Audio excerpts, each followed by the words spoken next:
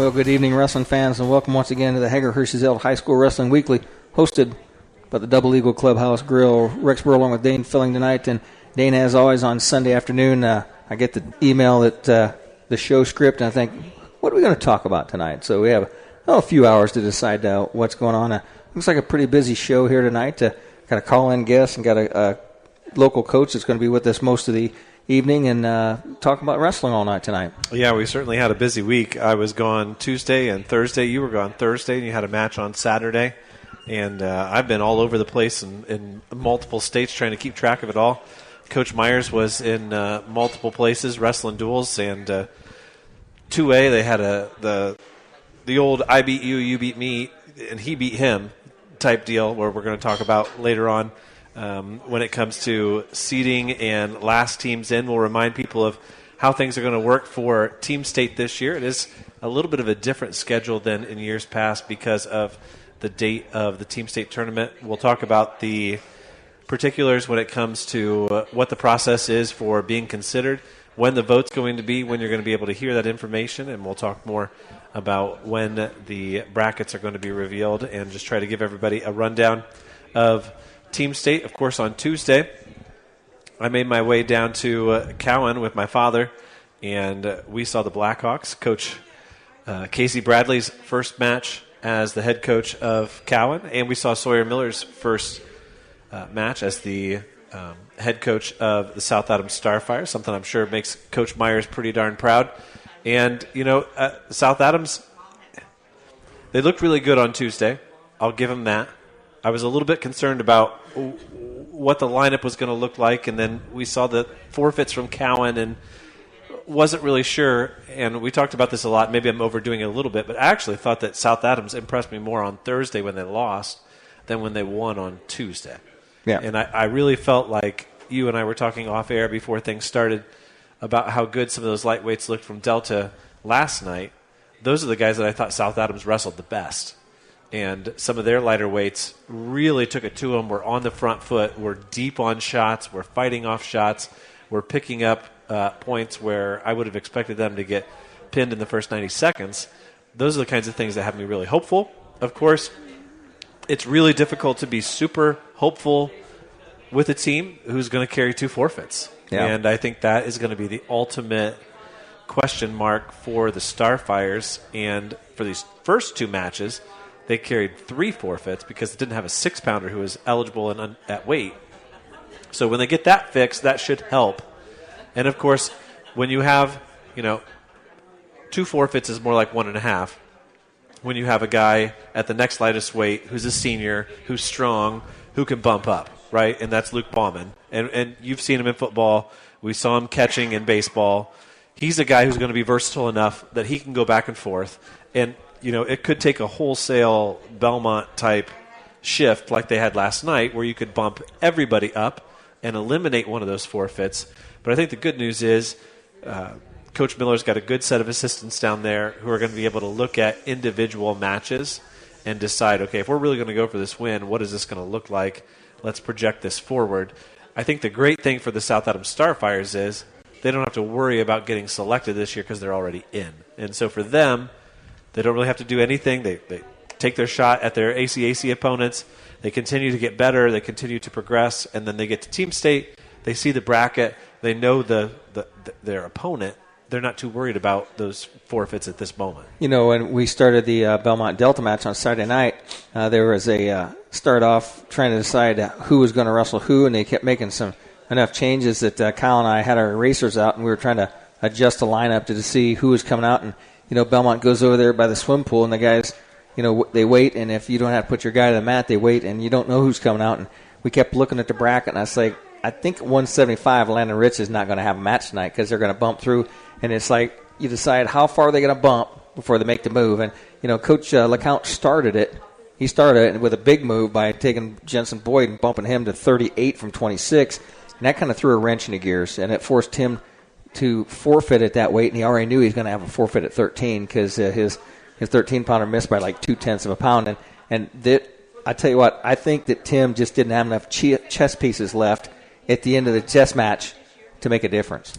I'm just glad you didn't throw the guy under the bus who made the program. That's the one thing that I appreciated about the broadcast the most. That came afterwards, and it came from Kyle Lawson. That was not me. Well, I think you're talking about the chess pieces that Coach Myers had. With one guy missing weight, that eliminated one of those, potential spots. Although I think he did decide that he was going to move Binniger one way or the other. It probably wouldn't have made a ton of difference, but it also just kind of forced his hand as to what he was supposed to do. But I also think that there was a lesson learned from last year where I think Belmont wrestled perhaps their best dual meet of the season last year in the one that Coach Myers couldn't have cared less about. You know what I mean? I think in some cases, some of the moves that maybe he potentially was thinking about, he also had to have had 2A team state in the back of his mind, where if I'm going to make this move, if I'm going to try this, I'm going to try it once, and it's going to be when it matters, not on this Saturday night.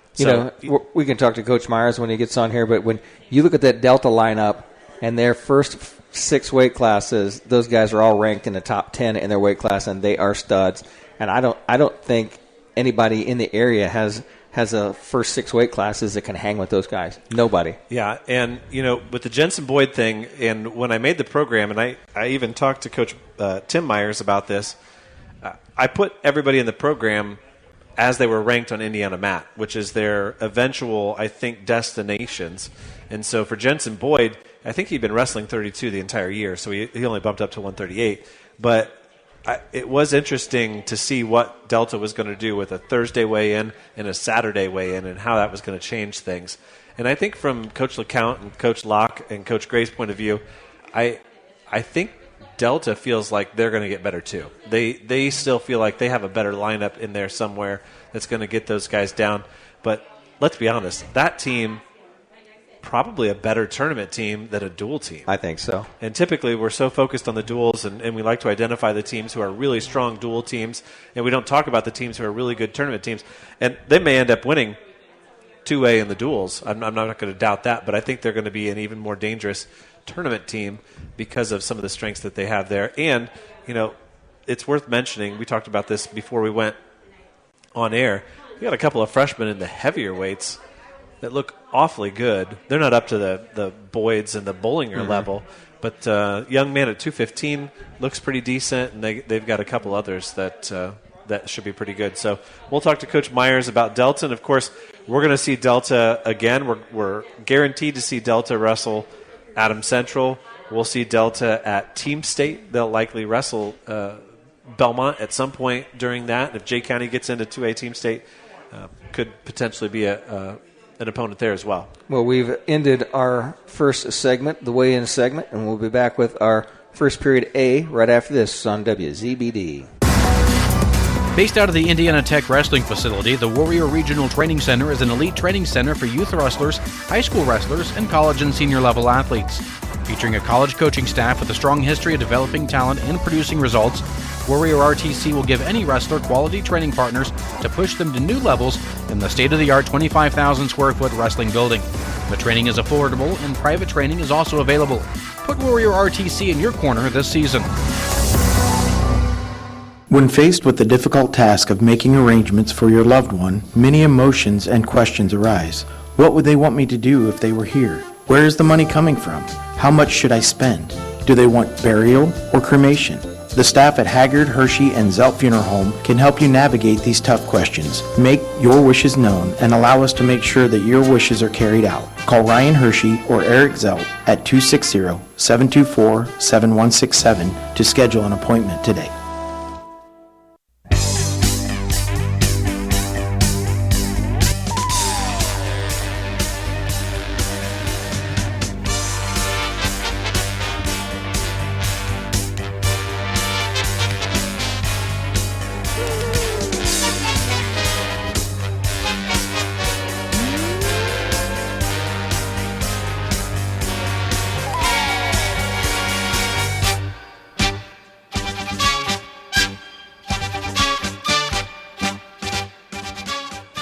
Welcome back once again to the Double Eagle Clubhouse Grill for the Hager Hershey Zelt High School Wrestling Weekly.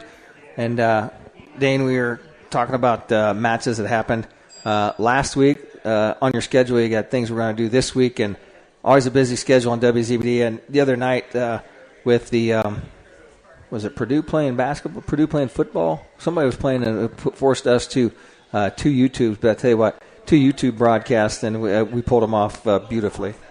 Yeah, it worked well, and everybody was able to hear the matches that they wanted to, and we were able to get off the air before you were finished, and I was able to hear the end of the Bishop Dwenger match. I'm just looking through the results from the East Noble Girls Invitational. Some interesting results here at the lower weights. We'll talk about some of those later on in the show. Jay County was there, so we'll talk about that with Coach Myers when he comes on later on. We are going to be joined later on in the show by Hunter Bates, who is continuing to coach down there at Fishers. And Fishers is sort of wedging themselves into conversation for one of the last 2 4A spots. So we'll review those procedures and who's there and those types of things, because a lot's been happening in the last week when it comes to the Coaches Association and the team state. As far as next week's broadcast schedule goes, we are at Norwell on Tuesday. I was really interested. The Jets, Phil finally put together their roster, and Adams Central has such a great website. If you're listening to this show and you're not frequenting that website, you should be, because they have a lot of information on there. Phil has all of the history on there. He's got the roster. He updates it with stories, with results. And one of the really nice things is, you're thinking about Cale Beer or Brayson or whoever it is. You can go on there to their roster, click on Brayson's name, and see every match that he's wrestled, and be reminded, okay, this is who he's lost to, this is who he's beaten, those types of things. But Adams Central's going to have some holes as far as they've got a couple of guys at one weight, and then the next weight they're empty. They're going to have 2, what I would say is small 6-pounders and a backup 6-pounder and no 13-pounder. They've got another weight in the middle that's going to be short, and they don't have anybody listed at heavyweight. And I think that's what Coach Curry talked about. 1 senior on the team. They were expecting, I think, 4, and they only got 1 of them out, and that's Heiser. So things are going to look a little bit different for them. So it will be interesting to see what we see on Tuesday. Josh and I will have that match over at Norwell. And, of course, when it comes to Norwell, they've got a brand-new coach. Yep. Coach LaRue is planning on coming here for the show. I asked him again, "You coming out tonight?" "No, I can't make it tonight. I got something else." So, a Norwell coach that knows that we have a show? He does know that we have a show, and he'll be here. I would assume maybe next week after the conference duels. So you made a statement about the Adams Central website and how the information is in there. The key phrase is Phil. It's Phil. Yep, it is. And anybody who's been around the Adams Central program knows that he's a big asset to Coach Curry. A lot of things run through him. When it comes to anything that they host, he's the one that administrates all of that kind of stuff, and then Greg Snyder takes in a lot of it too. And we run into this more and more as we talk to head coaches, and I know Coach Myers will talk about this when we put him on the air. It takes so many people to have a program up and running and going. And I know talking to Coach Myers, Coach Tim Myers, about Saturday, he was overwhelmed. He had all these things that he wanted to do to honor Paul, but he also had a match to win. And he looked like he was burning a candle at both ends. I tried to talk to him once, and he looked a little frazzled. Well, he did a great job. It sounded like they wrestled pretty well when it comes down to it. They were competitive. They had the lead for a long time. They raised $16,000 as a memorial to Paul Gunsett. The crowd was great from what I saw. It made it on the news. He did a good job of contacting local news agencies and all that kind of stuff. So, and the Delta fans supported it very much so. I mean, they were there. Yeah, that was very cool. For the right reason, and I mean, I thought it was a great night. So Tuesday, that is an exclusive broadcast for us at WZBD. We will be live from Norwell High School, bringing you the opening of the Jets season. That's slated for a 6 o'clock start, so expect us to go on air before that because we have so many good Adams Central sponsors who are there supporting our broadcast. Then on Thursday, when it comes to wrestling, you'll be down at Jay County with Coach Myers, I assume, as the New Haven girls visit the Jay County girls for what should be a great dual meet. Then on Friday, You and Y2, Joe Caprino, will be up at Columbia City for the first 2 rounds. Now, we do not have – yes, thank you. I need this. You need that for Norwell. You know where that jack's at? Yes. Okay. We do not have the schedule yet. I have not seen the schedule yet for the NE8 duels. No one sent it to me. But I can tell you – I don't want to offend Coach Myers over here. Not to lose train of thought. Yes. Do you have a Cat 5 jack inside your computer? I Yes. think you do. You don't need the adapter? No, Cool. I'm good. Okay. Wait, you on YouTube? Coach Miller. No, we're live. Oh, then you need this. You need something else. Well, we'll get there. We'll get Yeah. there. Coach Miller sent me the schedule. It is a random draw. Is that correct, Coach Myers, for next Saturday?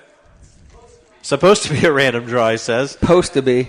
We, of course, everything's on Saturday now, so there's no Friday rounds. It's just Saturday. We are going to bring you then what I think most people would agree is the marquee matchup, and that's Jay County versus Adams Central. Very first thing, round 1, 9 o'clock at the start. And we'll have that match for you on WZBD. And we'll also bring you round 2, and that'll be South Adams against Heritage and Southern Wells versus Adams Central, so that'll be perfect. We'll get Adams Central, we'll get South Adams, we'll get Heritage in.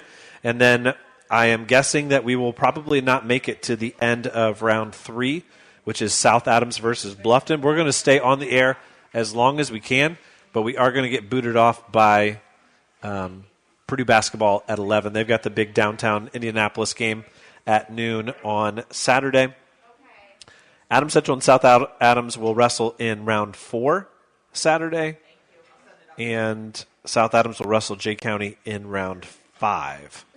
So those are the marquee matchups of this coming Saturday. And then don't forget then we have a Monday show next week. So no Sunday show next week because of the 4:30 kickoff for the Colts. I'm going to show up here Sunday night and go, Yeah. oh, wait a minute. I have equipment all set up, and you'll text me, no, it's tomorrow night. I'll just leave it set up for the next night. And then, we'll have the show on Monday, 7 o'clock. And then we've got a full week again the week after that. We've got a Tuesday duel between New Haven and AC. We've got a pair of duels on Thursday night, a doubleheader for us, AC at Columbia City, South Adams at Belmont. And then on Saturday, I'll be down at Yorktown now that I've gotten my privileges unrevoked, given back, and we'll have a couple rounds from the Yorktown Super 10 on the 21st. And then on the 22nd, we'll have High School Wrestling Weekly where we reveal the last teams in, and that's going to be one of our topics of the show tonight.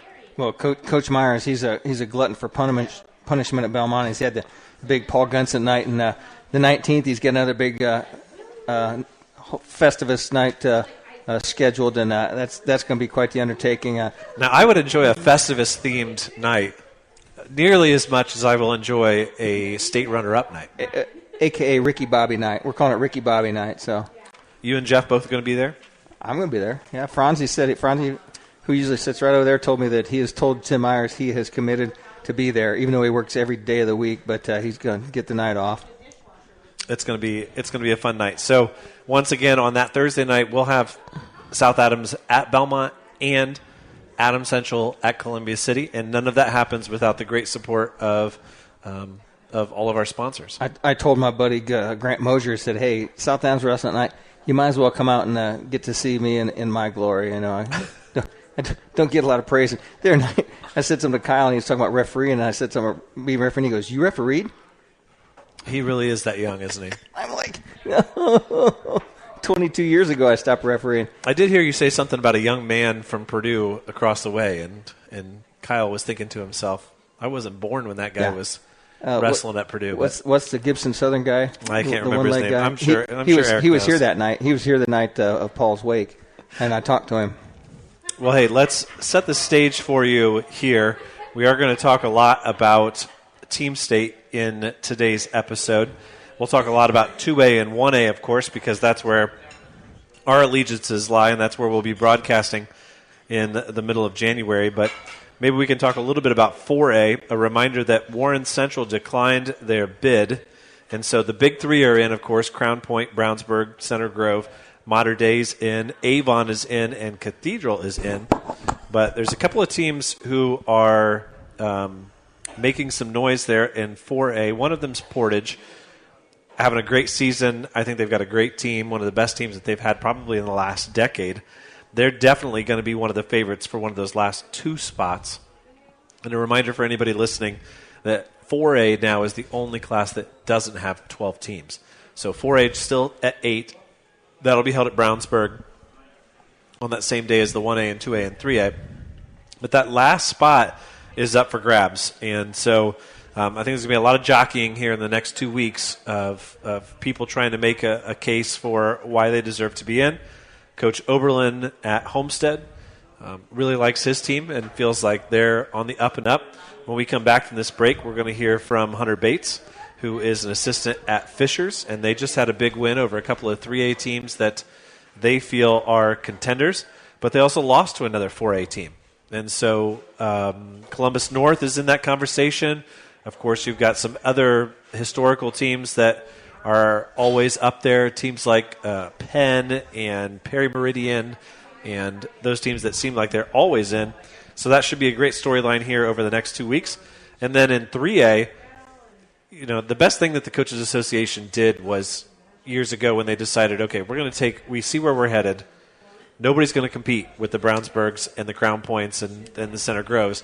But this 3A field could be extremely competitive.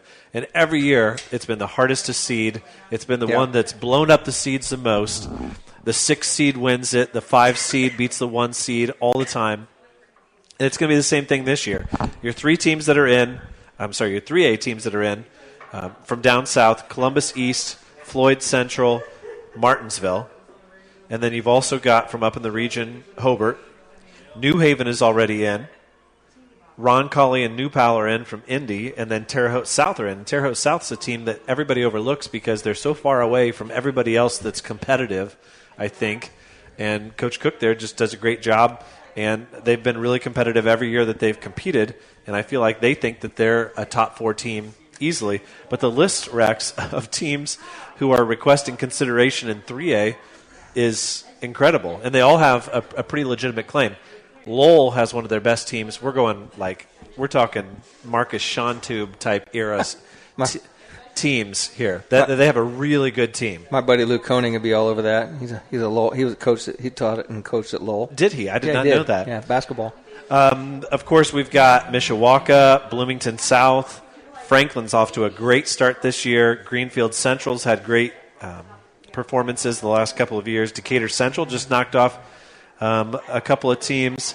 Jasper's in there, Terre Haute North, Coach Reason, and East Noble. And then, of course, don't forget, this Snyder team we just watched beat Belmont, right? That's the only match that they've wrestled, and so they still have some things to accomplish. And the nice thing is this year, waiting until the 22nd gives us an opportunity to get through that whole pre-Christmas period before outside of the ECIC. We don't want to offend the ECIC folks. So you say we've got every tournament in right before we vote on that last team in.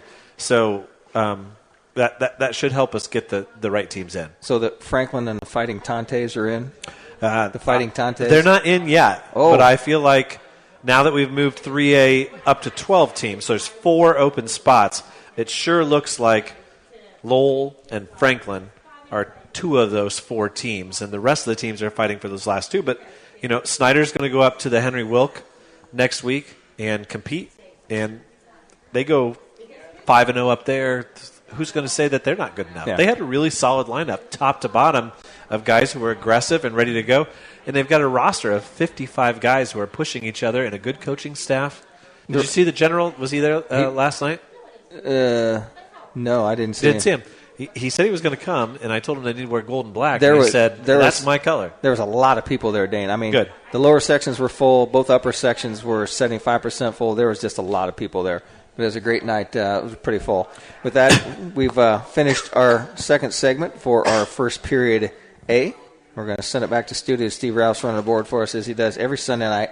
We're back with a second period B and our call-in guest right after this on WZBD. Shop local. It's a phrase we hear all the time, but for the staff and family at Package Liquors, it means something extra. Package, with locations in Decatur, Monroe, Berne, and Marple. is a local family-owned business that has been serving local communities for decades. We take your support and patronage and return it by supporting local athletes on WZBD and donating to different organizations across Adams County. The next time you're deciding where to shop, shop local. Shop at Package. It's where your friends shop. Does your smile need work? Maybe it's time for a cleaning and exam. Visit Laura Kugelhahn, DDS, and her knowledgeable, caring staff at Complete Smiles on North Main Street in Bluffton. Dr. Kugelhahn would love to help you maintain your dental health or transform your smile. Whatever your needs might be, Complete Smiles is there to help you. Dr. Kugelhahn is currently accepting new patients. Call 824-3100 to schedule an appointment.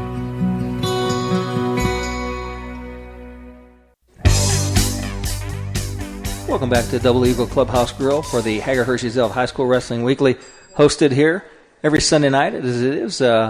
We expect big crowds every week. Some weeks we get them, some weeks we don't.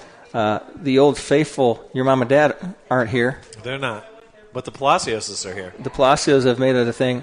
Our buddy the judge has stood us up again. I don't know what his excuse is. I'm tired of excuses. You know, I don't need excuses. I need results. That's what right. it is. Well, we're joined on the phone by assistant coach from the Fishers? What was it? Fisher? The Fishers Tigers. Fishers Tigers. Hunter Bates, how you doing tonight, Coach Bates?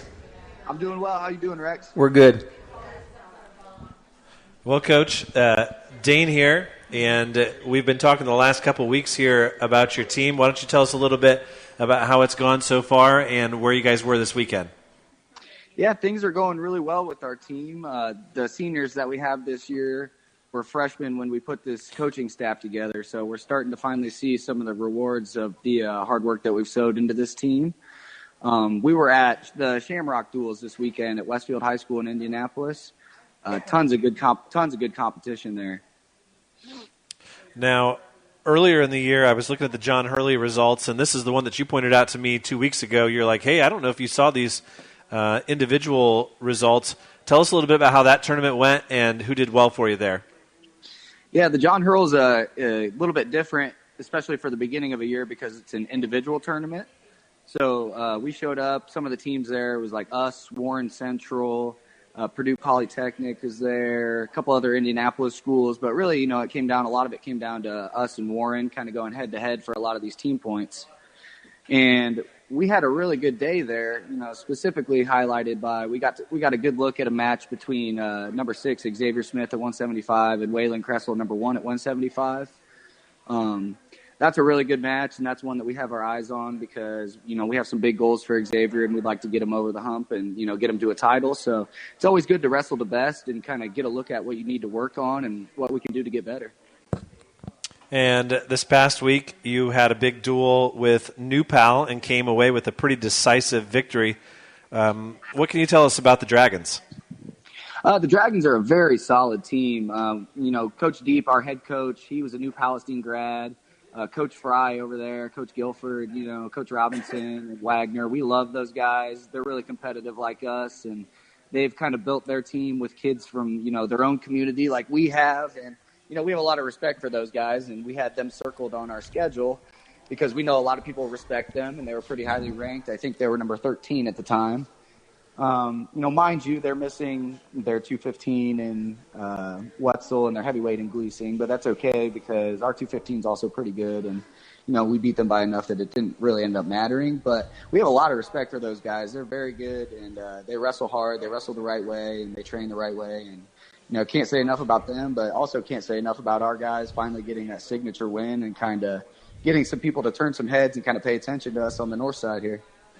Now, Coach, I know a lot of people maybe aren't familiar with the story, and this is a complete sidebar, but Rex will be interested. Way back in the day, this is maybe almost 20 years ago now, a young Dane Fuelling would show up to Fishers High School 1 period a day and teach German in the Japanese classroom before I headed over to HSE to teach 5 more periods. I did that for a couple of months at the end of a school year, but that was back when Fishers was just brand new and was still maybe a quarter of the size of HSE as they were still expanding. But that high school has undergone some pretty massive changes. And if you think about it, there's not a whole lot of examples in Indiana of taking a brand new school and finding the success that you guys are. Yeah, that's really funny, Dan. I had no idea about that. That's really cool. So yeah, a lot of people don't know that like Fishers is a little bit of a newer school. I don't know the exact date, but I know it's in the 2000s, early 2000s that it began. And a lot of people don't know that this area in this north side of Indy used to be really farmland, a lot of agricultural and rural as well. So that kind of made it feel a little bit like home, especially being from Adams Central, God's country there in Adams County. But yeah, it's really awesome. We're a newer school, and as far as wrestling history goes, there's not a whole lot at Fishers other than like we have Mitch Sliga, who's a 3-time champ. I believe he's still the record holder for the most Fargo stop signs from a wrestler from Indiana. So yeah, not a whole lot of team history. We had some individual success, but this team that we've put together and the team that we've been working with the last couple of years have really, really come together, and they're a very solid team. There's not a lot of weights where we look at it and we're like, man, we might struggle here. We have a lot of confidence in every guy that we put out there because, we train hard and we train the right way. And, we go out and we score points. We don't focus on winning or losing. We just go out and, hey, if we score more points than the other guy, guess what? We win. So, Hunter, you touched on it a little bit. I'm going to open this up. We're going to sway away from wrestling for a minute, but did you happen to be at Lucas Oil Stadium a couple weeks ago to watch the AC Jets play in their football state championship? Oh, come on, man. I'd never miss the Jets. How did that feel for a longtime Jets football player to watch their team finally win it since 2000? Oh, man, just indescribable. I'll go back into a little bit of history again. This has been almost, 2024? So we're talking almost 10 years now. That the first year the Wing T started was my senior year. And that was when this whole new offense came in. We got away from a lot of stuff. Earlier in my high school career, we had struggled. We were about 500. Sophomore, junior year, we had lost to South Adams in the playoffs 2 years in a row. We just were struggling to find an identity. And Coach Mosier kind of came up to us over the summer, and we were like, hey, we want to do this thing the right way. We're not focused on winning sectionals anymore because that's kind of chump change. We want to go all the way. And he said, I might have an idea how we can do that. And we bought into that new offense that they run now. And, look at what it's done for that community and for that team and the results that they've produced over these last 10 years. It's just I could not be more proud to say that I come from Adams Central. I could not be more proud to say that I played for that team. I could not be more proud to say that, Coach Mosier is that guy, man. He's got it. He's got the it factor. So let me tell you a little story. Back in 1976, I was playing freshman football for the Braves, and the old Wing T, as you call it, was the Al Herentz run and shoot. That was the Al Herentz. The run and shoot is what it was called.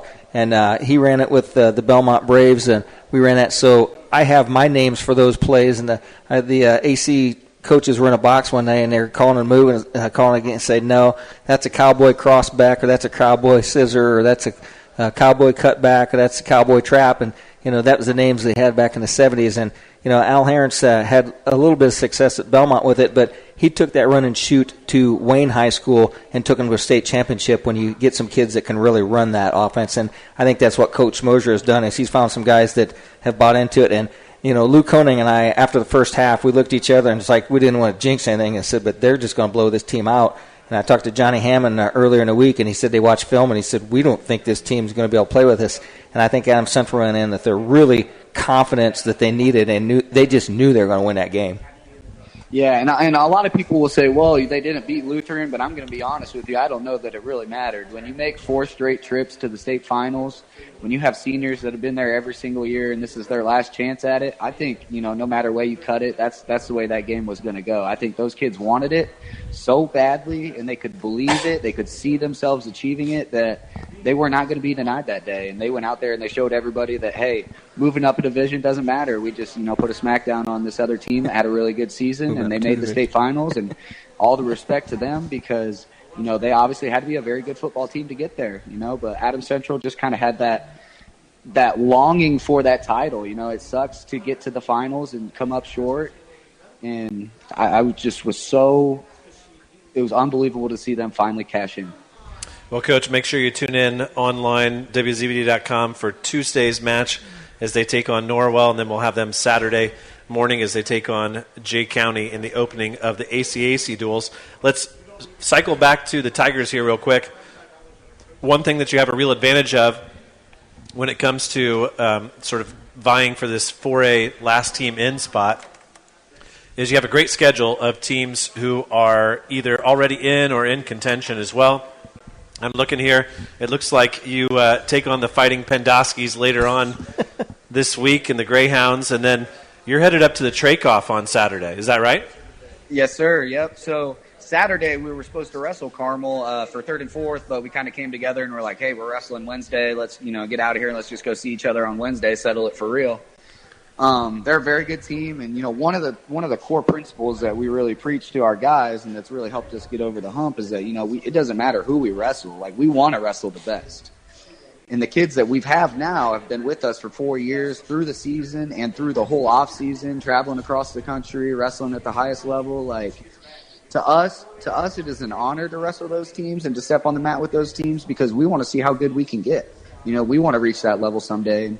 I'm not too old to forget that my freshman year in high school at Adams Central, we beat Brownsburg, and Coach Snyder came up to Coach Curry and he word for word, he said, give me 4 years and we'll win a state title. And in 4 years, they won a state title.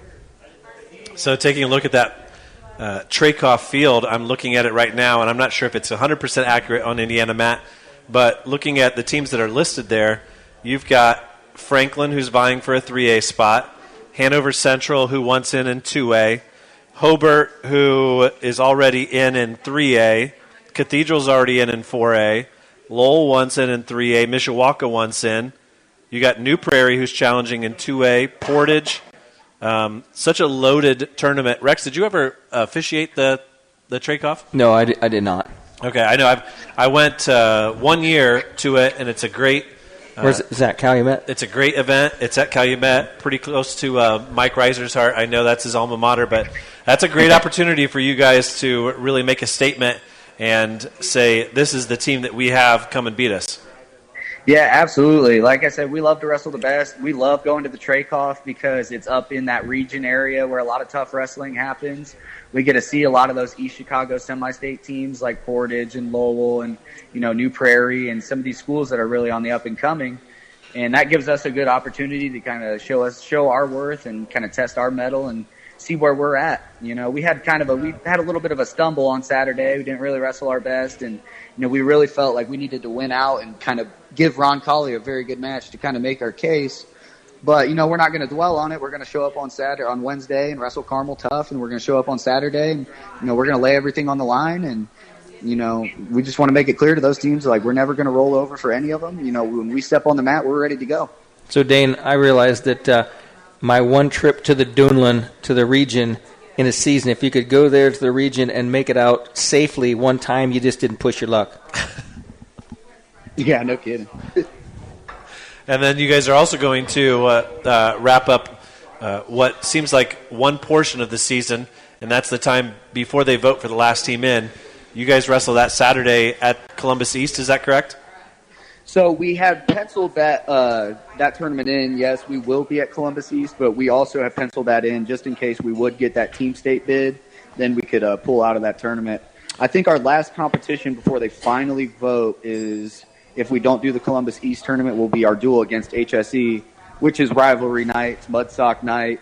They've kind of owned the series over the last 10 years. We finally beat them for the first time in a duel last year, for the first time in like 14 years or something like that. We ended up splitting with them last year, 1-1. But, yeah, we're definitely ready to get our hands on those guys and go out there and have a really fun and competitive duel with those guys. It's always packed. It reminds me a lot of AC South Adams or AC Belmont. Like, everybody comes out, everybody gets involved, and there's a lot of pride involved, and it means a lot to the people here in Hamilton County. Well, we're looking forward to seeing what your team does in the next 2 weeks, and hopefully we'll have another conversation with you here in a week or two. Absolutely, Dan. I would love for that to happen. All right, take care. Have a good week. You guys too. That's been Hunter Bates, assistant coach of the Fisher Tigers. I think the Fisher Fishers is even a better name for them. But let's take a break here and send it back to the studio for Steve Rouse to run some commercials for us, and back with Coach Eric Myers of the Fighting Patriots.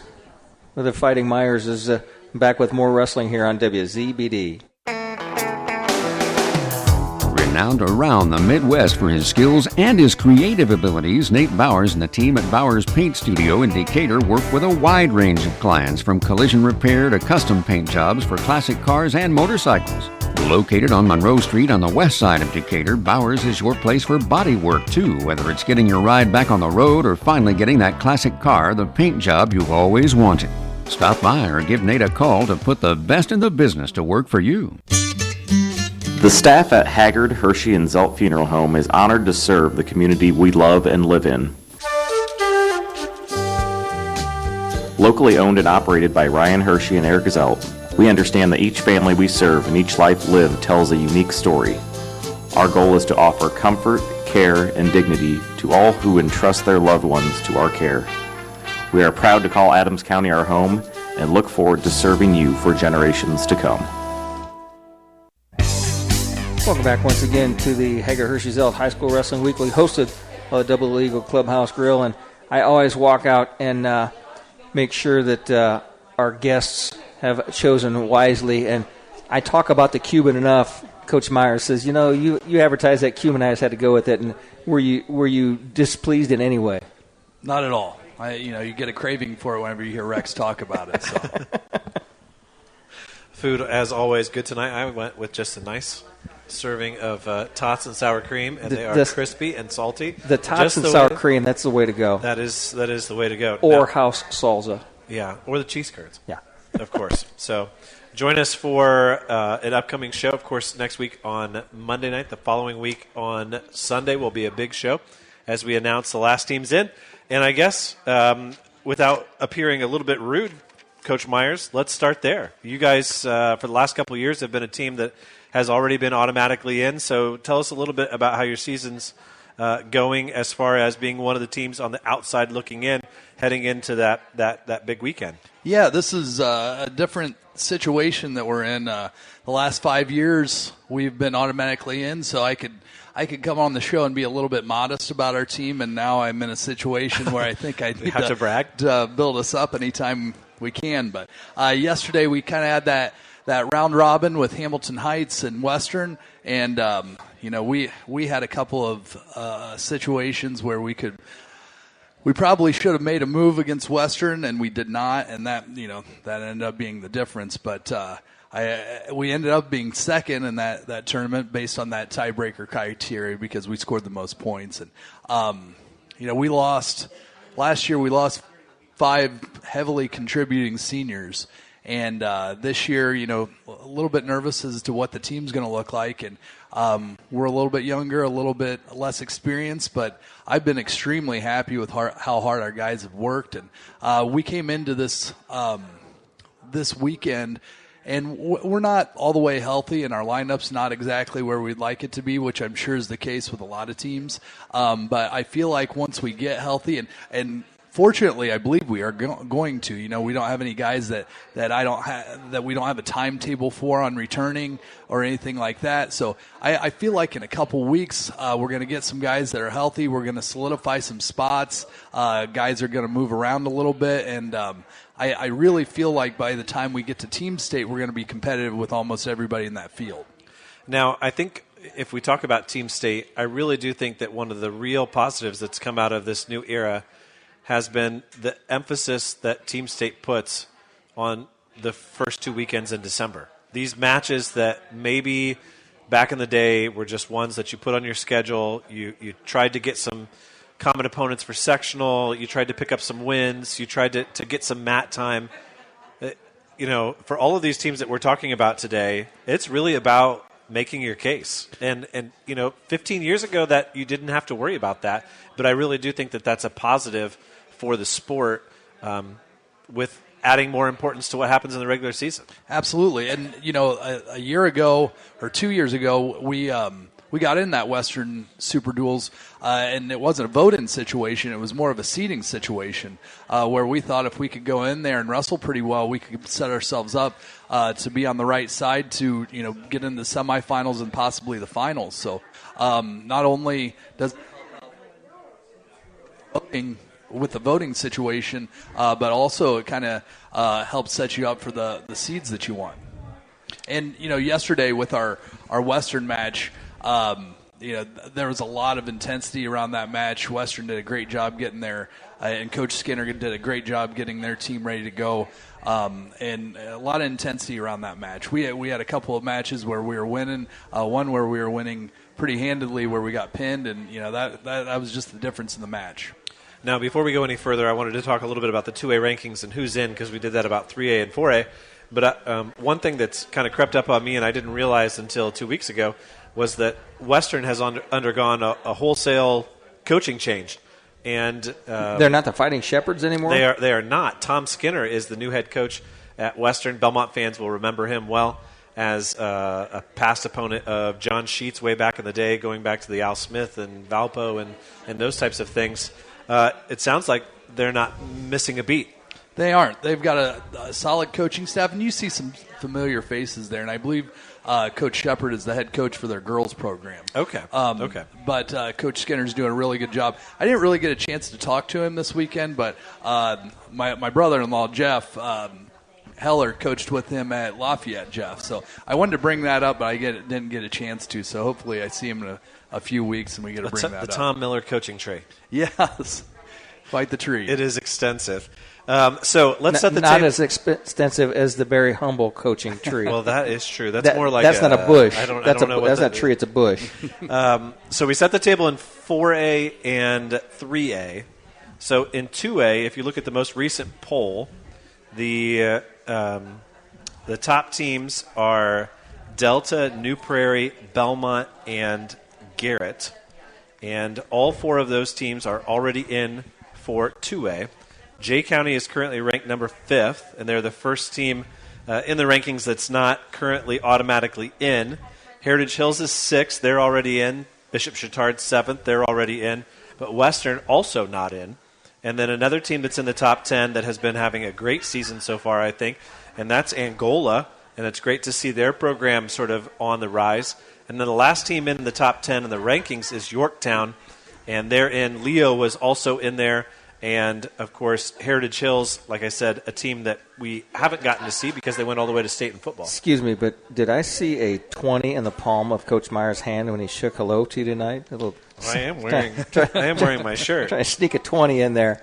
No, so, the cool thing about 2A is I do think that almost all the top teams are there. Jay County is so competitive. Jay County, with their history, belong in that conversation.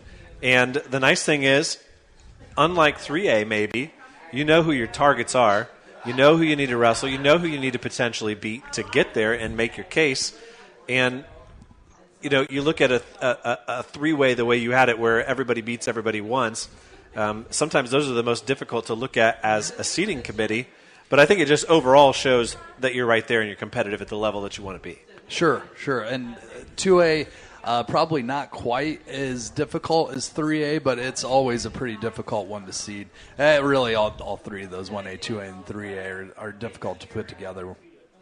So, Eric, I will see you like 10 times this year eventually, but, you went through that 4 years of those studs that were freshman studs for you. Those guys are all gone. Have you reloaded okay? Yeah, we have. We still have some pretty solid guys.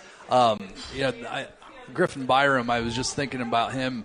And last year at 106, he only had 2 losses, and those 2 were to Jensen Boyd and Giuliano Ocampo. So he really solid wrestler. And then we had Alan Ortiz at 215. He was kind of a surprise ticket rounder last year. And he, in the first round of the semi-state, he beat the Caleb Evans kid from Homestead, who is, I think, a top 5 ranked heavyweight right now. So both of those 2 guys are solid returners for us. And we also have Jacob Robinson, who was a semi-state guy for us. So some solid returners, and we've got some new faces in the lineup, but I feel like we're developing some pretty good wrestlers. Now, we'll see your girls team one night next week when I come down to that. Your girls team, I've seen a lot of advertisement and a lot of inputs and updates from the girls' summer wrestling, and those girls have really did a lot of wrestling. I see a lot of things come across, and you have some girls who have been placing in some of those summer tournaments, and I think those girls are really putting in the miles and the work.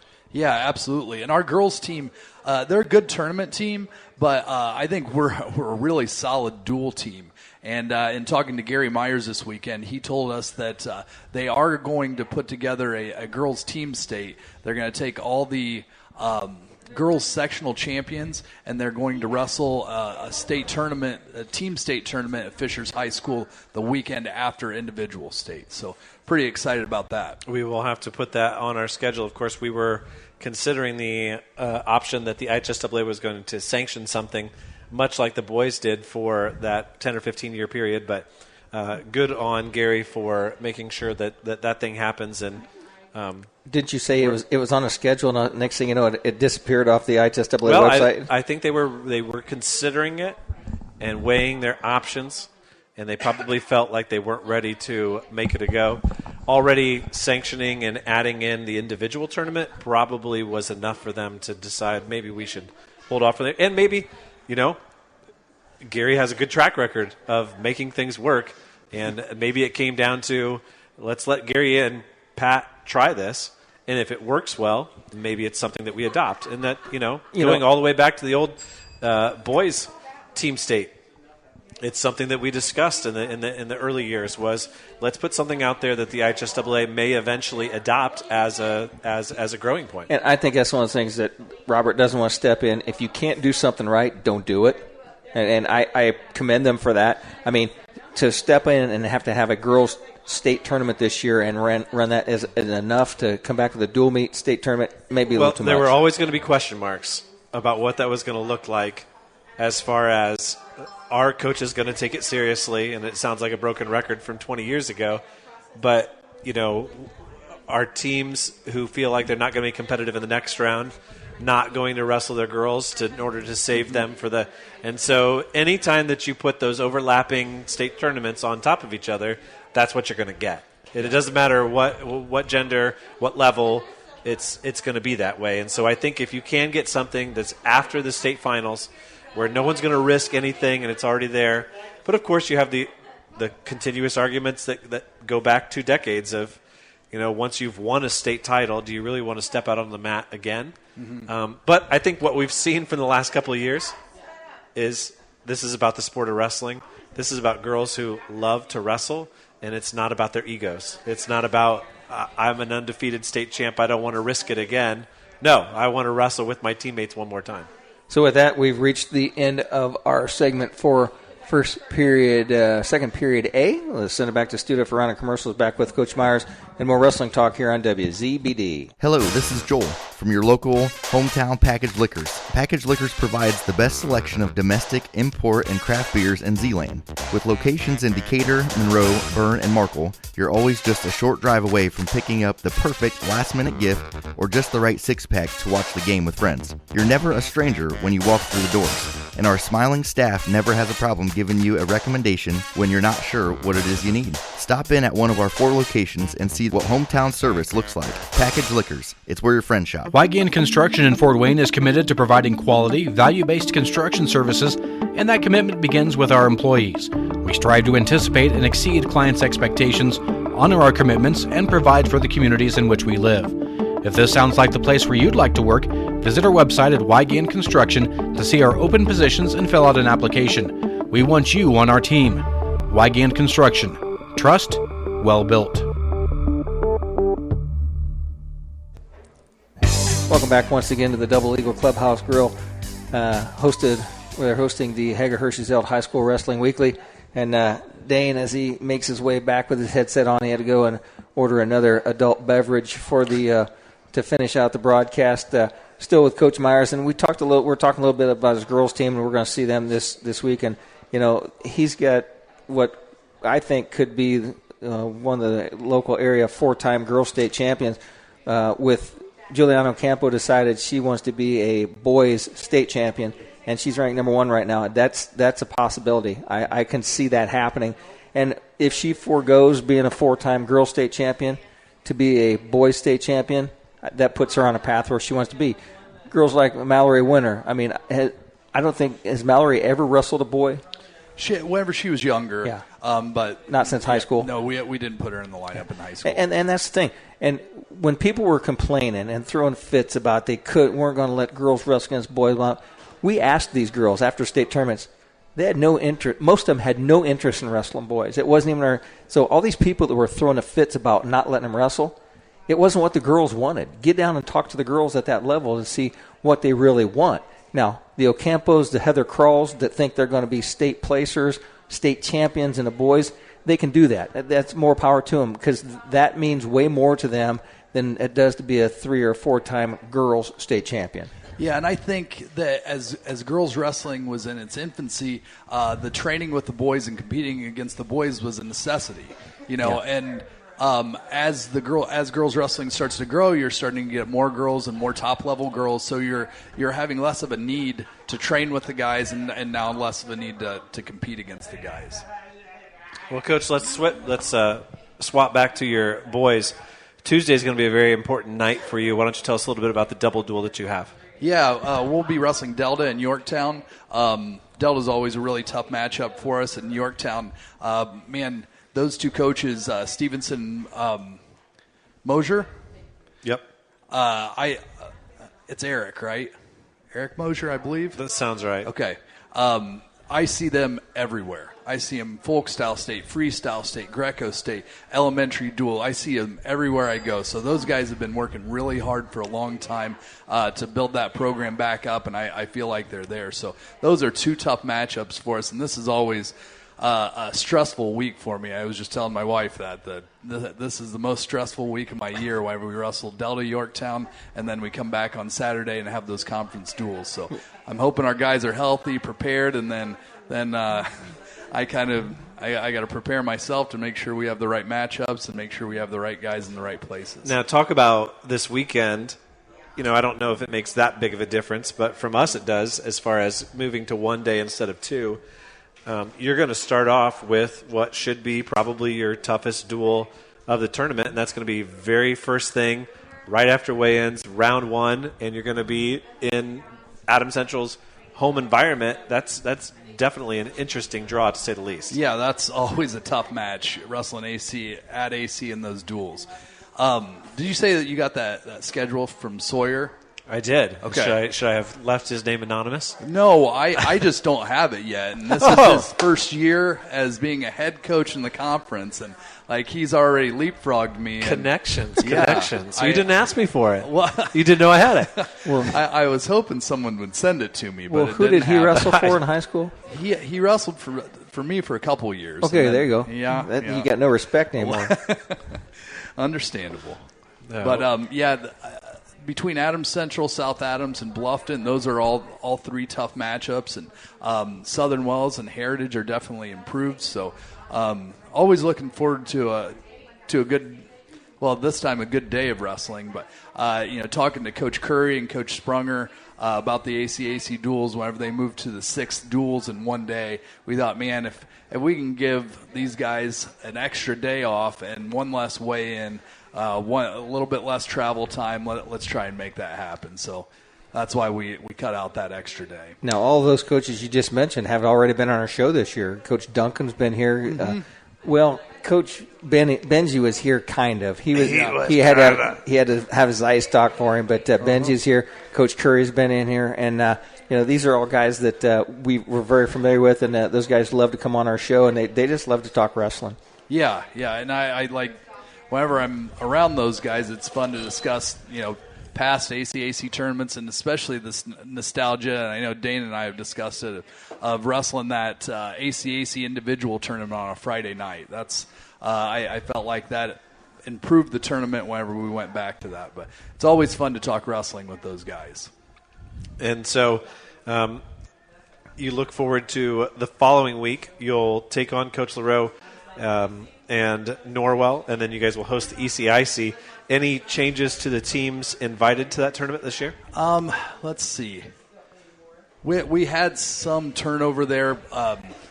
our athletic department really wanted to get it done before Christmas, and you can't really have it on Christmas Eve or Christmas Day, and so we had it on a Monday, so we lost a couple of teams. So we're full, but I can't really remember off the top of my head who we had to replace. We did lose Columbus North, and that's too bad. Columbus North has a really good team this year. They do. And we always appreciate them coming up here. They came up and wrestled in the ECIC and then came back up and wrestled in the Spartan Classic, too. So, solid team, a solid group of coaches that they have. And then, so we, with the ECIC being on a Monday, we dropped the cold water tournament that we had went to last year, and we picked one up it's the weekend after Team State, and we'll be going to Salina, and that tournament rotates back and forth between Salina and Wapakoneta. So looking forward to that one. Ohio does a tournament format where they pool, and so you'll wrestle 3 matches within your pool, and then they cross bracket for 2 more. So, even your lesser experienced kids, they're going to get their 5 matches in instead of being 2 and out in a normal tournament format. So that's kind of why I like to get one of those Ohio tournaments in a year. You definitely have the last couple of years, I feel like, really enjoyed going over there and seeing some of those new teams and maybe learning something that doesn't get seen here in our local area a lot, and then sort of bringing that back in and having time in practice to work on it and sort of add it to your repertoire before you head into the postseason. Yeah, and going into Ohio, they always have some really talented teams, and I feel like you can see them, and you don't really get scouted, and you don't have to worry about seeding or anything like that, so you can get some good matches in, not have to worry about the other things on the side. So we've wrapped up our section for our second period B. Let's send it back to studio to Steve Rouse running the board for us, and we'll come back after another set of commercials here on WZBD. You don't always need an attorney, but when you do, the man to call is Brad Weber. Brad has extensive experience in most legal matters and will help you make your problems disappear. Keep this number handy, 452-7045. That's 452-7045. You just never know when you'll need the services of an experienced litigator like Brad Weber.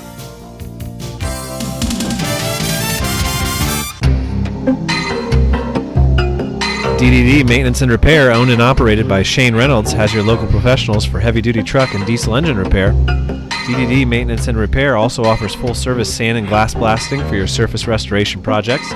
Whether it's getting your heavy-duty truck and diesel engine running like new or sandblasting your project to look like new, we have a blast renewing the past. Give Shane and the guys a call at 260-223-5442. That's DDD Maintenance and Repair. Welcome back once again to the Hager Hershey's High School Wrestling Weekly, hosted by the Double Eagle Clubhouse Grill. Nice group of people out here not partaking in our show tonight, but they just happen to be here. Nice night on a Sunday night. And I know that Coach Myers and his wife had some good food. I went with the bologna sandwich tonight, and the bologna sandwich is always kind of a throwback you jump into. I remember back in the old days when you get home from school and you had a cast iron skillet and a slab of bologna, and it's just a kind of brings back good memories. I'm still munching on my tots, so the tots are always so crispy. Definitely been good, and so come out next week on Monday for our show, and come out the following Sunday. We're always a fun show to do with the call-in guests, making the calls, letting coaches know, hey, you're officially in. It's been kind of crazy the last couple of years, picking up watch parties and listen parties and those types of things to show that people really are excited about Team State. And, I shouldn't do this, but I will anyways. We had somebody call in message to the station this last week complaining about calling it Team State and calling them Team State champions, and that it's not really Team State and we shouldn't call it that. And, I really wish that everybody who maybe feels that way would really truly listen to the show and the broadcasts and the coaches when they hear how seriously they take this tournament. There's not a coach out there right now who doesn't feel like it's just as legitimate as it once was. And we've talked about this legitimacy thing with the IHSAA before. you can talk about it through the lens of girls wrestling the last couple of years. It didn't cross our minds when we were watching Mallory the last 3 years. Absolutely not. And, for the team state thing, anybody who's been and watched the team state finals the last 10 years certainly feels like it's legit. I wanted to throw that out there because I really do feel like we don't really need to defend ourselves, but we're going to continue to call it that because it's the widely accepted vernacular of our sport. Anyone that's associated with our show or who's been on our show would ask that person, what is your logic behind saying it's not a team state? Now, granted, Belmont, Jay County, Adams Central, South Adams cannot wrestle with Brownsburg, Center Grove, Crown Point. They just cannot. To think that you're going to be a state champion over those guys who build these massive, powerful teams, you're not going to do it. But if you tell a guy you can be a 1A team state champ, a 2A, 3A, 4A, Coach, you redo your schedule. You put people on your schedule that's going to take you to get you into that tournament. 10, 15 years ago, people weren't doing that. If they got in, I just didn't get in, and they complained about not getting in. But next year you went and said, what can I do to my schedule to put these team 2A and 3A teams that are against me, they're trying to get in that team state, onto the schedule so I have some head-to-heads and prove to Dane Fuelling, who does the buy-ins and they vote on it, do I deserve to be there? Yeah, and the other comment that was made in that complaint was that it downgrades what volleyball and football and a couple of other sports that the person mentioned, what they've accomplished. And I'm thinking, no, that's the exact reason why you should respect it. Volleyball only has to beat 80 or 90 teams in their class to become state champions. If you're going your logic, then you have to beat all 310 of them to be the IHSAA wrestling state champ. So anyways, I think it's great. Leave it the way it is. If somebody doesn't like it, that's one person's opinion against the rest of the people in the state who really think it's something to be proud of. Agreed. I wanted to switch gears a little bit because we don't spend enough time talking about our coaches and our guests as people with a different hat on. And I know you've gone through, I should say, some adversity this year with your classroom and with school. And I just wanted to take an opportunity to give you some credit for that and to allow you to sort of talk about what a challenge that's been for you and for your kids and just for the school in general. Yeah, man, I'm struggling to remember the date, but it was a Sunday evening about, I think it was about 9 weeks ago. And it whenever you look back on it, everything that we've had to do to accommodate students that were displaced from classrooms and things like that is nothing compared to if that tornado. Well, I'll start there. We had it was an F1 tornado that clipped part of the building at Jay County Junior Senior High School, and the damage that it did was all in the junior high portion of the building. So it displaced about 10 teachers. They had to move out of their classrooms. And we were in a variety of settings. They moved some people around. I shared the choir room with another junior high social studies That's teacher. good for your lovely singing voice. It is. I tested it out here and there. Great acoustics. But we did that for about 8 weeks here, and now they have mobile classrooms. So there is reduced parking in the yes. Well, in the I noticed. lot. But I think that we're going to utilize part of the south parking lot there and have possibly 2 entries for the sectional and regional. But anyways, going back, it was just such a fortunate thing that occurred on a Sunday evening, right, where the least amount of kids that could possibly be at the school were, there was nobody in the building, and there were I think 4 or 5 girls on the football field practicing for the Powder Puff. And they were, it was so isolated that they were able to get inside, but by the time they were inside, it was all the way through. But it clipped part of the building, and then there's a house that you'll see across the road, yes, and that was actually our one of our tech teachers. So he's in a different living situation now. So it's been a difficult few weeks, but we were pretty fortunate that nobody was hurt in that situation. And, of course, so your kids, not just the high school kids, but the eventual middle school wrestling kids that you have, kind of having to go through that and to be in a different situation. And then you as a head coach, just athletically, having to juggle everything with the athletic department, sharing gym space. I know even just like going to the bathroom a couple weeks ago when I was there, it's in the way. Your classrooms are in the way. You've got parking's in the way. All of it's different. It's just one more thing to add to your plate that makes the year a little bit more difficult. Yeah, absolutely. And our school corporation, they did an awesome job getting us in those mobile classrooms. I was teaching the last 7 or 8 weeks with a Chromebook and a Roku TV, which was pretty interesting. But now, like the classrooms that we have, the mobile ones, there's restrooms in there. I have a full Sonic Touch TV, and it's about the same size as my original classroom. The kids, I think they kind of like it. They don't, last week was a little bit of a struggle for them because they have to go outside to get into those mobile classrooms. So a little chilly for them, but definitely an improved situation. It was our school corporation did a great job of handling it. And this is something we should probably do more often on the show. Remind us again what you teach. 7th grade social studies. So and you've been doing that at Jay County for? I'm in my 19th year. So he also dabbles in choir. Yeah, I know. That's what I said. It accents his lovely singing voice. So, well, I'm not going to do the anthem anytime soon. No, so, not anytime soon. Not going to do your inner Mike Mockey? Your Mikey? Well, talk to us a little bit. Any effect then for January 11th or 12th? I don't remember what the exact date is when you guys are hosting Team State then? Other than parking?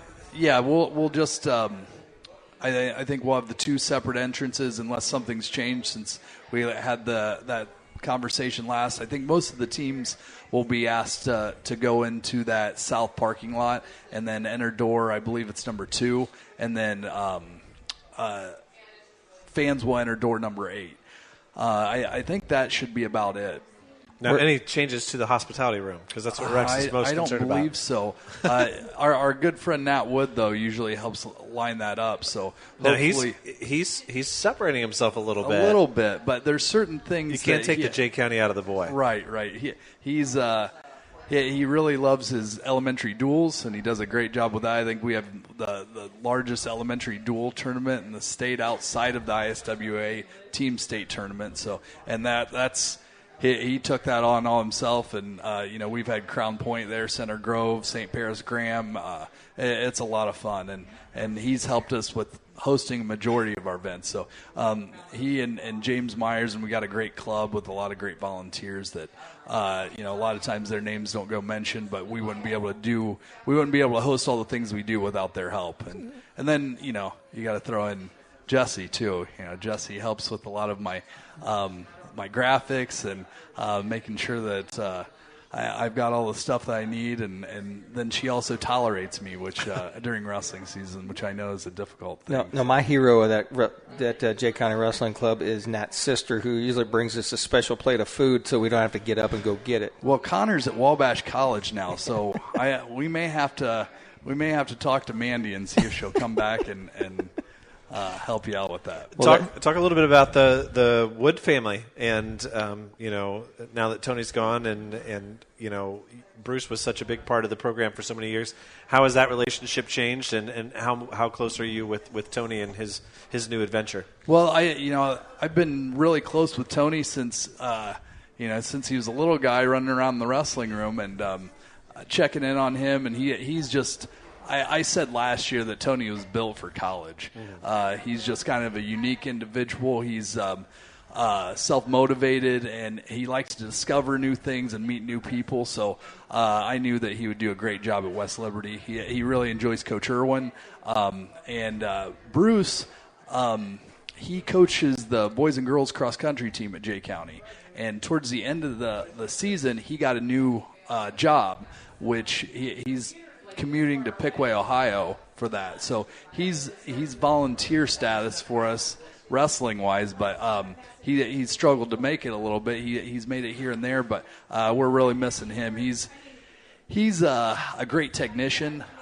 He was able to adjust some of our technique and show a lot of moves in the room, so we're really missing him right now, and it's definitely an adjustment. But I have Nick and Tyler Leonard, great guys who put a lot of time into the program right now. I also have Gavin Hares helping out, and James Myers.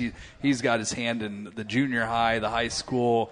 He helps out with the club, so very helpful guy. And then our girls staff is the same as it was last year. We have Pat Rouse, John Winter, Troy Jacks, and Chad Chowning helping us out there. So now, taking a look at your results from this past weekend with the girls, tell me your feelings a little bit on the new USA bracketing setup and looking through results and those types of things. Has that been difficult to adjust to, or do you feel like that's something that when the boys, I think, ultimately implement it here in a year or two down the road, that everybody's just going to have to get used to? I think it's improving. Track's just so easy. I like not having to sign in. The sign-in is a struggle for me. I can't get my phone to remember my username and password.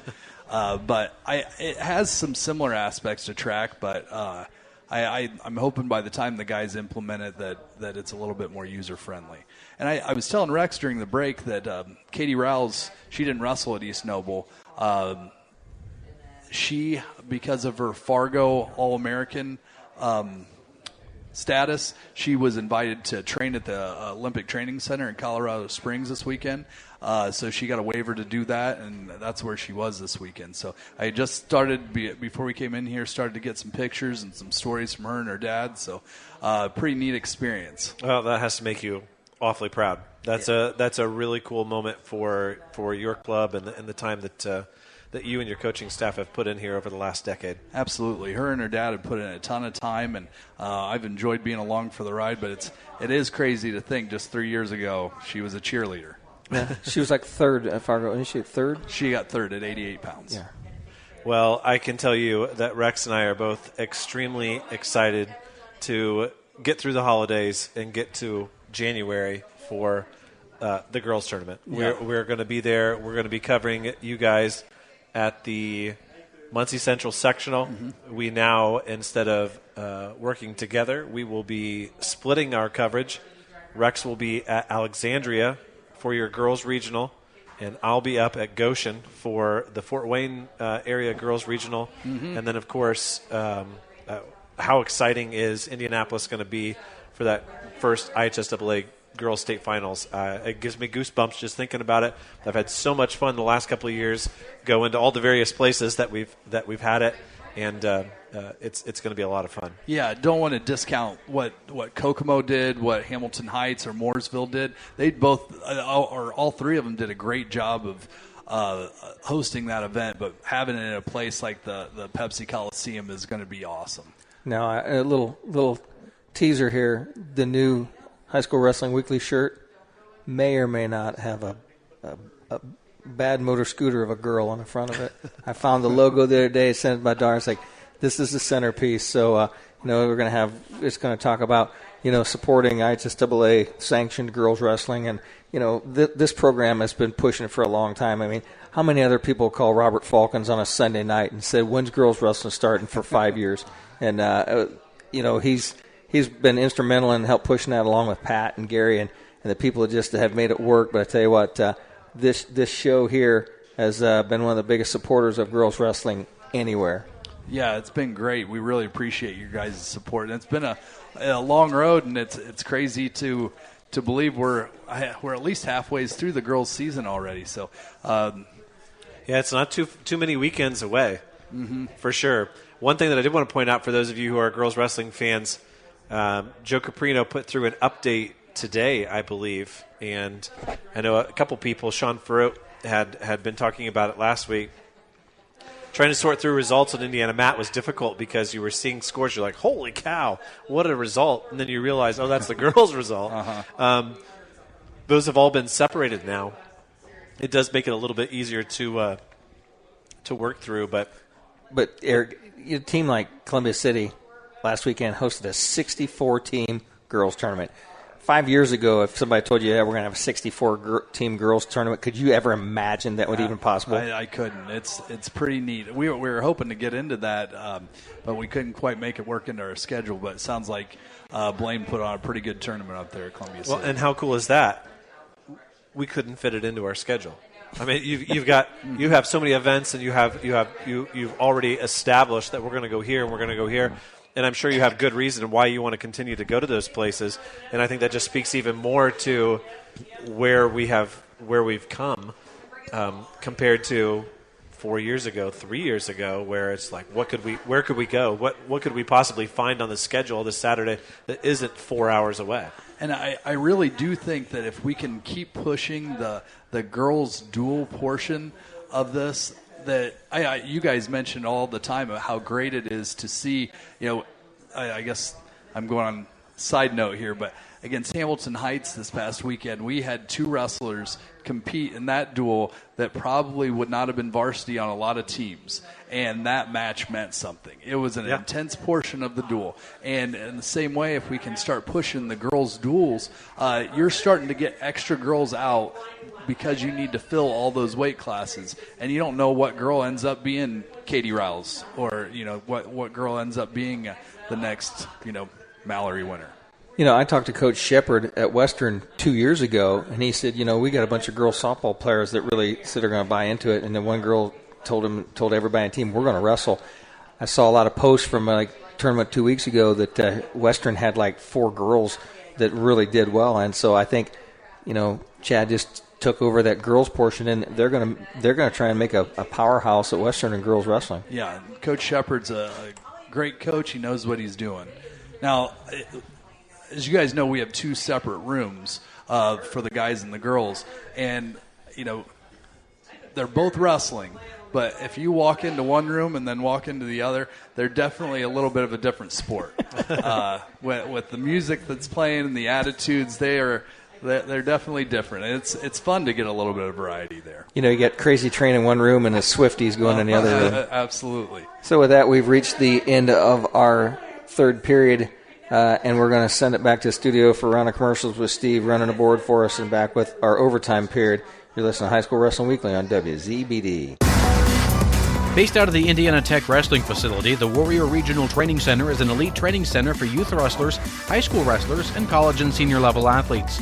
Featuring a college coaching staff with a strong history of developing talent and producing results, Warrior RTC will give any wrestler quality training partners to push them to new levels in the state-of-the-art 25,000 square foot wrestling building. The training is affordable and private training is also available. Put Warrior RTC in your corner this season.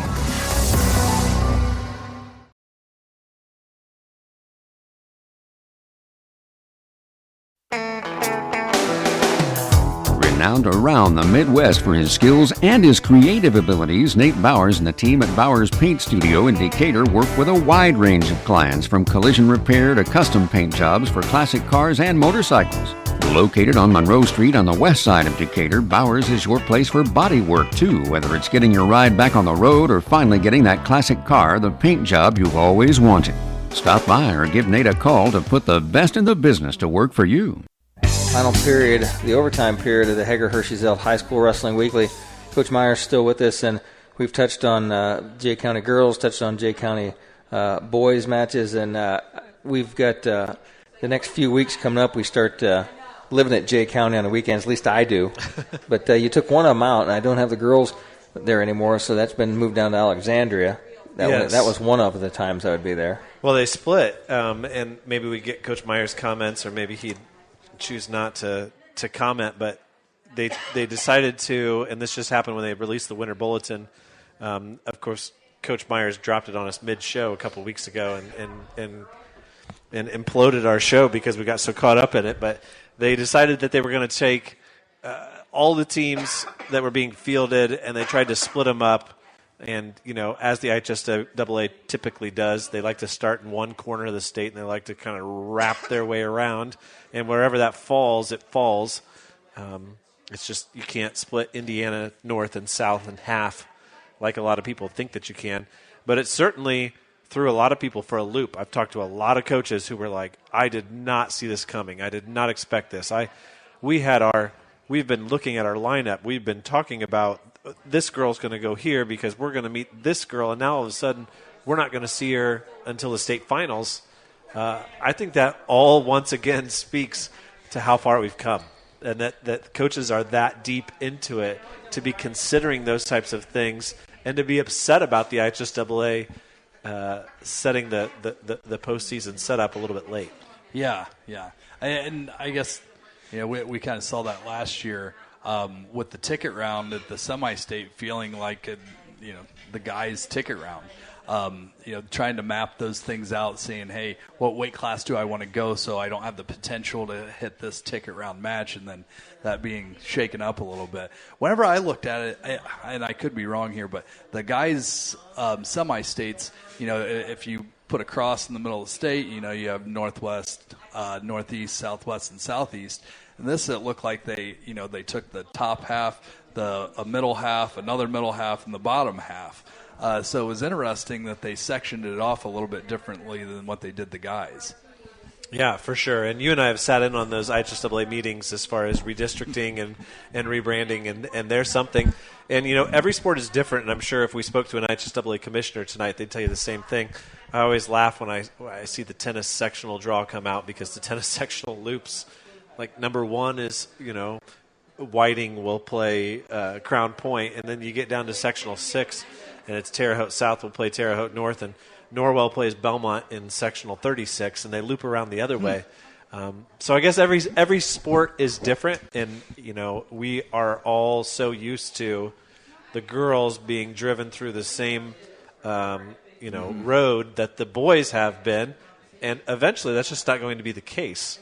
And I'm sure if we really did a true case study and we really talked to some guys who were there back in the day when girls basketball started, I'm sure there's all kinds of stories about things that they tried to do with the girls the way the boys did it, and then they finally realized we don't have to do it this way. We can do it this way. And, I think a lot of people lose sight of the fact that when we started girls basketball in Indiana, that there was significant backlash, and that there was a lot of complaining about it not being necessary, it impeding on the boys, it not making money, not being worth your time, all of those types of things. And I know you and I are frequent visitors to our local girls team and love watching them play. And I hope 50 years from now nobody bats an eye at what happens on the mat with the girls. Well, every Sunday at breakfast, my mother-in-law, she always tells the girls each Sunday, she goes, when I played basketball, they could only let half girls on one side and half girls on the other side because they didn't think girls could run all the way to one end of the court. So 2 of the girls could only go halfway, and then they had a scoring side and defensive side, and the girls only went halfway, and they threw the ball to them, and she said, I was tall, so I was on the scoring side. And then you had to throw the ball to somebody. You couldn't cross the line. It was like playing dodgeball. That sounds like netball. That's that game they play in the former British colonies without the backboard. You ever seen that? Yeah. Where you throw and then you can't touch them, and they just it's like free throws. Exactly. Yeah. Exactly. And maybe that is something that's nice to give the girls' side its own kind of unique flavor, splitting up the I guess they're regionals, but splitting those up a little bit differently. One thing I was a little disappointed in was that the 2-pound weight allowance remained the same for the guys and the girls. So the girls get 2 weeks of the 2-pound weight allowance, where the guys get. That is odd. I felt like that was a pretty easy adjustment. Just put them at the same points in both seasons. Correct. Before a certain amount of time before the sectional starts. Now you can understand that the girls are not going to be laid out just like the boys tournament, because it's going to be based on number of teams that have girls. Because in this area, every boys high school, every high school has a boys wrestling team. Boom, boom, boom. Just the way it is.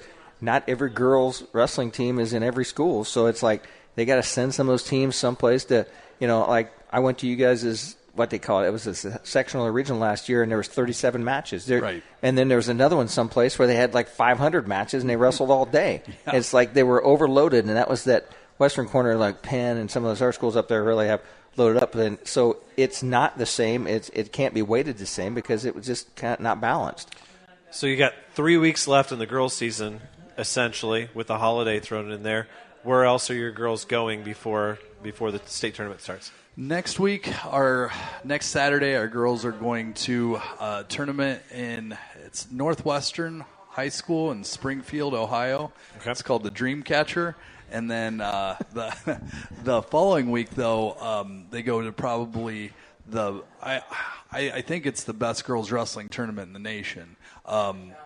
It's the Finley Fight Tournament. Yeah. It's a 2-day one, and I said this at our banquet last year that maybe Mallory Winter's greatest accomplishment is that she's a 3-time champion of that tournament. I think it's the number 2 or 3 ranked girls team in the nation is there, and that's Toppenish, and they're from Washington State, and they have a really, really solid team. What kind of funds do you have to raise to go from Washington State to Findlay, Ohio? Well, the Jay County Wrestling Club does a pretty good job for us, but I'm not sure. What's a plane ticket cost for a whole team of wrestlers? Well, Coach, we wish you lots of luck on Tuesday. It's going to be a very interesting night with you and Delta and Yorktown. We wish you the best of luck this coming weekend. We will see you on Saturday. We'll make sure that you give us all the proper names so that our broadcast goes nice and smoothly. And then, of course, we'll meet back up with you right before Christmas for the ECIC. And, of course, we also wish your girls best of luck here in their upcoming tournaments, whether it's out of state or in state. And like we said earlier in the last segment, could not be more excited to follow your team through the sectional and the regional, and then to be there for the state finals to bring that coverage not only to Jay County but to all of Northeast Indiana. Definitely. Really appreciate your guys' coverage and support, and always like listening to you guys, so I really appreciate you having me on. So with that, we wrap up another episode of the Hager Hirschfeld High School Wrestling Weekly, live from the Double Eagle Clubhouse Grill. You've been listening to High School Wrestling Weekly on WZBD.